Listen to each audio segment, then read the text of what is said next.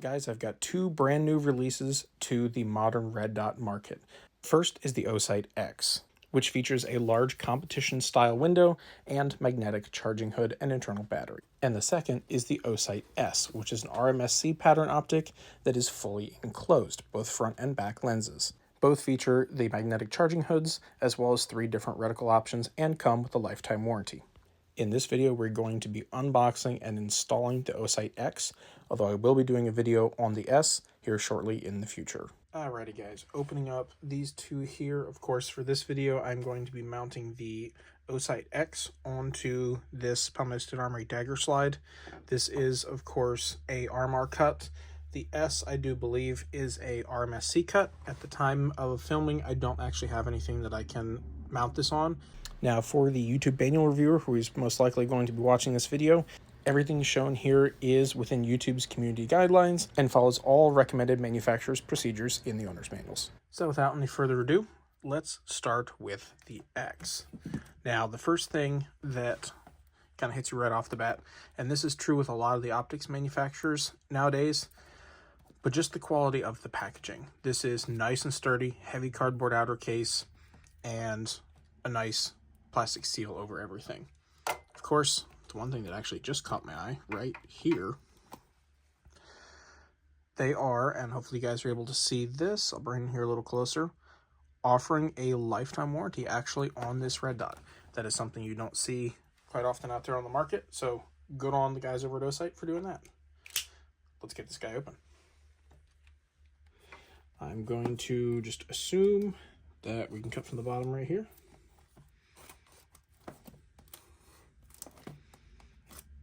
Should be 3 sides. And let's get the plastic out of the way. There we go. Now, of course, there appears to be a little tab right there. And indeed, that is the case. And the package is opening like so. Let's see what we got here. First made from OEM material. I'm not sure what that stands for. Featuring a magnetic charging cover and backed by lifetime warranty. Listen to our customers. Their core and continually innovate. All right. So it looks like we've got charging cords. We have, well, let's just get into it here. I'm excited to see the dot. So we open up this side right here, and of course, and this is going to be the profile of the dot itself, right over here under a little bit of lighting. Honestly, that is a large window. Let me focus on just some here in the background. You guys can see decent view of the glass clarity as well. That is pretty sharp glass.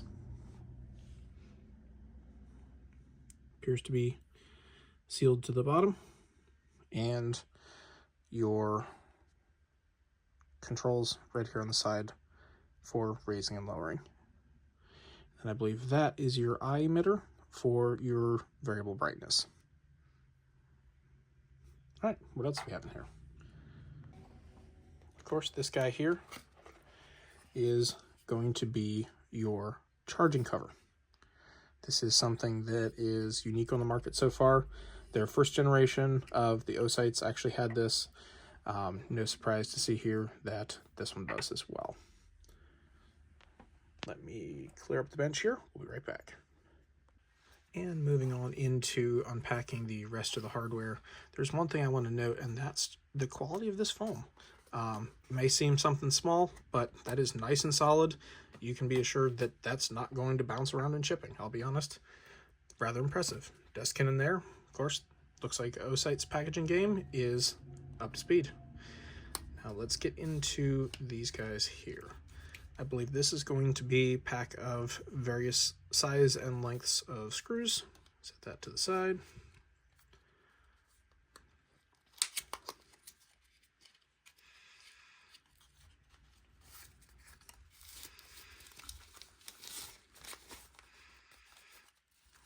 Here we've got a cleaning cloth Those guys are actually nice, particularly when you're out on the range, get smudged optic, or when you're cleaning and accidentally get oil on your optic. It's kind of nice. Looks like a dry bag. Perhaps actually for the cover, actually thinking about it now. I'm gonna set that over here. Set the box for it over here. And looks like we have our adjustment tool and some other guys in here. Let's open this one. Alrighty, so that's looking like charging cables and adjustment tool. Here we go. That is a USB-C ended cable, USB-A on that end, presumably for charging the cover. Now, I do want to say the cover ships, at least mine did, with 25%. No, it does not flicker like that. That is just the refresh rate the camera's seeing. In person, that is a nice steady on brightness right there. I'll set that to the side. Now we got the charging cable. We've got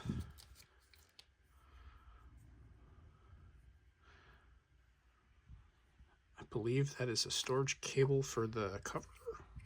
Yeah. Looks like that'll loop right here through the corner. So we have a hanging cord for the cover, and of course the, I'm not sure what these are actually called, I'm just going to call it the spider tool. Basically you have Torx on one side that allows you to actually tighten the optic down, and then you have flat here on the other side to basically let you get in and adjust your windage and elevation screws, like so. Then underneath here, this might be a little harder to get out.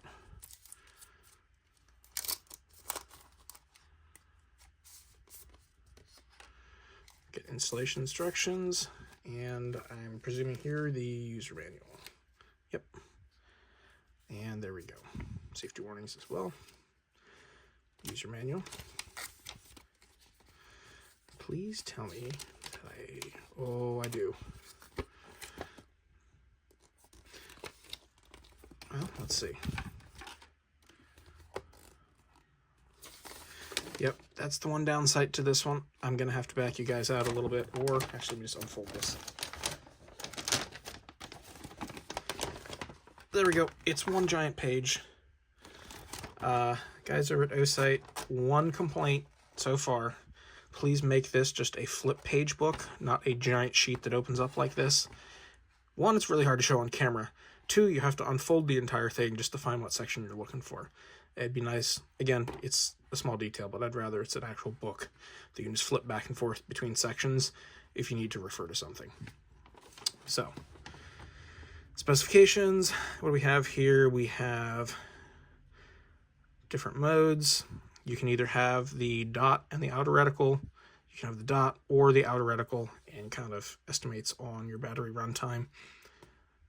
Internal battery, let's see here. Product overview. Yep, good there. Yep, I was right here, so that is a light sensor. Let me grab this real quick. We have a light sensor right here on the front of the optic, and that's facing basically towards what you're looking towards. We were going to test that, see how well that does. If you're in, somewhere that's bright, you're shooting into somewhere that's dark, how quick does that adjust? If you're in somewhere that's dark, you're shooting towards something bright, can you see your dot? We're about to find out. Alrighty. Charging, okay. So we need to fully charge for first use. Okay, not a problem.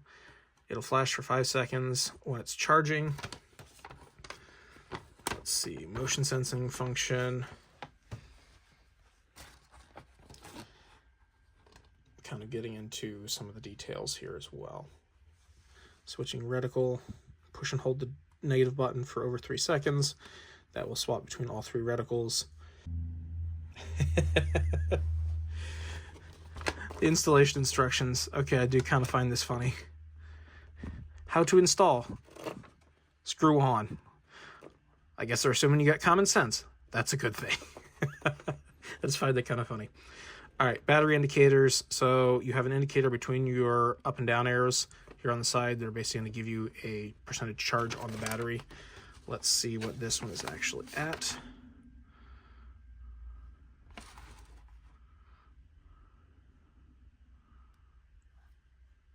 Oh, that's really hard. Let me see if I bring it closer. We are at red. So we are between 10 and 20% battery charge here. So definitely want to get that charged up. All right, here we go.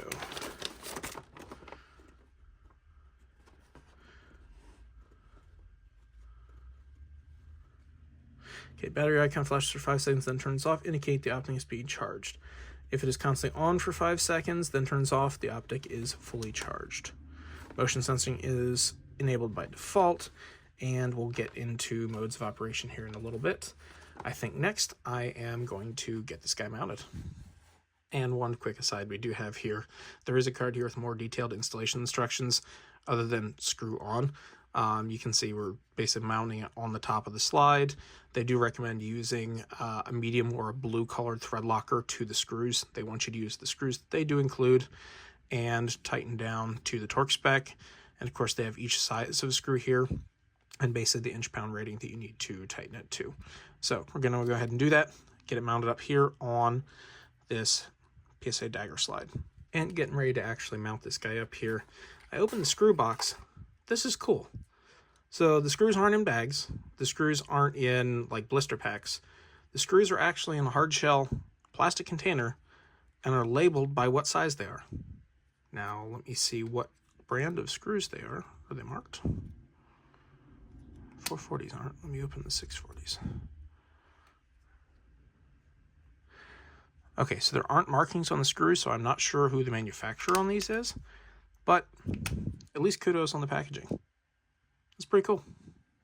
Also, when it comes to the different screws, it is important to note that for each size of screw, they actually have 2 different lengths. So you get a long and a short size for each particular screw, and you do get 3 of each one. So just in case you happen to break or lose one, you do have a spare. Kind of a nice touch. Alrighty guys, we officially have it mounted here on the PSA dagger slide. And as you can see, this is not actually a small optic by any stretch of the imagination. With it mounted directly to the slide, you can see the iron sights here, and if I line this up so you guys are actually able to get a better view of it, come just into the bottom of that window. You have a rather large window actually, and a fairly thin bezel, both of which are good.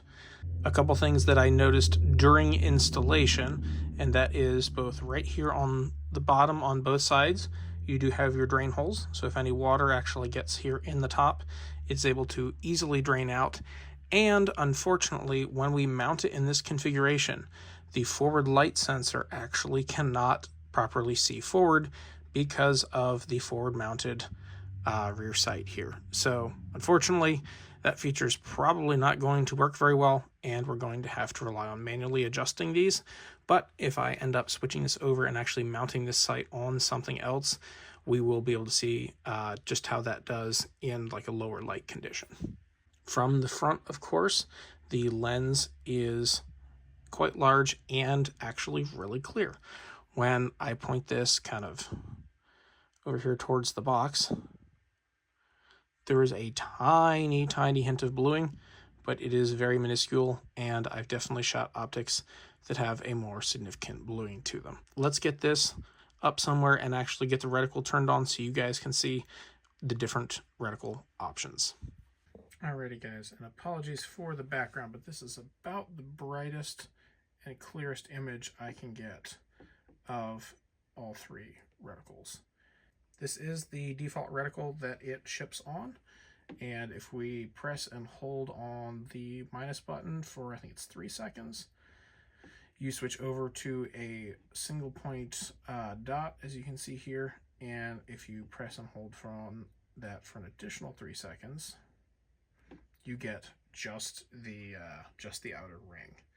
And what makes this different than some of the Holosuns, I believe the primary arms ones, is this one you can actually see both the ring and the dot in the reticle at the same time, whereas on those you see the dot in the center and then the ring is actually around the outside of the window and helps kind of guide you in. Now, I will say this definitely does catch your eye, so it does make it really quick to find the dot. We will see how it does when we actually take it out to shoot. But yeah, like I said, that's how it ships. You have the center dot and the outer ring and kind of the crosshair markers there. And with our Osight X officially mounted on the PSA dagger slide, the next course of action, of course, is to get it out to the range, zero it, and put some rounds through it and see just how well it actually holds up. Now, before we do that, one note I did want to make on the actual charging block. And let me move the little carry strap out of the side. You can see I do have it charging here. It is plugged in. If you press the button once, you can see we're somewhere between 50 and I'd say probably at 55, 60% charged, as you can see there. And one thing worth noting, and I don't know how critical this is, but it is marked this way, so I will abide by it so I don't damage it. But if you look on the back here, you will see, let me actually unplug this and zoom in so you guys can see this. You have a battery capacity, rated capacity, and an input. Take note of this. For when you're attaching a USB-C cable to charge it, make sure you don't charge with a charger that has too high of an amperage. The input is rated for DC 5 volts, which is typically what USB-C is, at 2 amps max. Do not exceed a 2 amp charger. This one happens to be, I think, like a 1.4 or something like that. So it's definitely within the capability of what this can handle.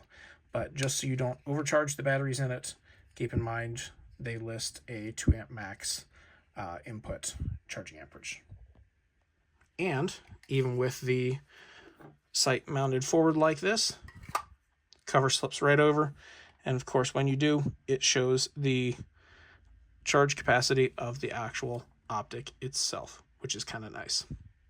And always remember, whatever you mount an optic, make sure to use a little bit of Sharpie on both the optic base and on the head of the screw, just so you can tell if those screws were to happen to back loose. Of course, these guys have Loctite on them, but you know, just in case. And with our Osight X officially mounted on the PSA dagger slide, the next course of action, of course, is to get it out to the range, zero it, and put some rounds through it and see just how well it actually holds up. If you guys are interested in watching the range portion, zeroing, and some durability testing, you should see the video card pop up for that if it isn't already showing on your screen. Thank you so much for watching, and thanks to the guys over at Osight for sending this over for test and review.